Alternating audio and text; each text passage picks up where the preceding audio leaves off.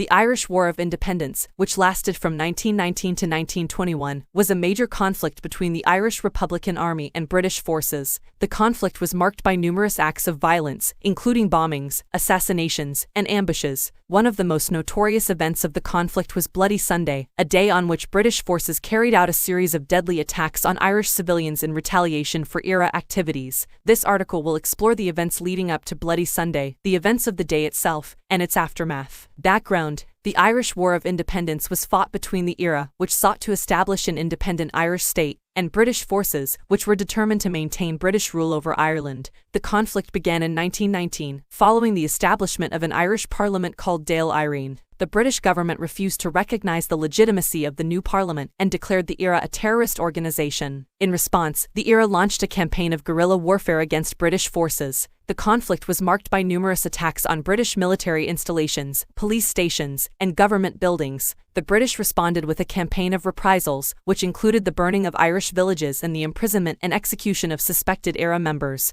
Events of Bloody Sunday. Bloody Sunday occurred on November 21, 1920. It began with an operation by the IRA's Dublin Brigade to assassinate a number of British intelligence officers. The operation was successful, and a number of officers were killed. However, it also resulted in the death of one IRA member, who was captured and killed by British forces. In retaliation for the IRA attacks, British forces launched a series of attacks on Irish civilians. The first attack occurred at Croke Park, a football stadium in Dublin, where a match was taking place. British forces entered the stadium and opened fire on the crowd, killing 14 people, including one of the players. The second attack occurred in the afternoon, when British forces raided a number of houses in the city. They killed 15 people, including the Lord Mayor of Dublin, who was shot dead in his own home. The third attack occurred later in the evening, when British forces opened fire on a group of people in the streets, killing one person. Aftermath. Bloody Sunday was a major turning point in the Irish War of Independence. The attacks on Irish civilians by British forces were widely condemned, both in Ireland and internationally. The event further radicalized the Irish population,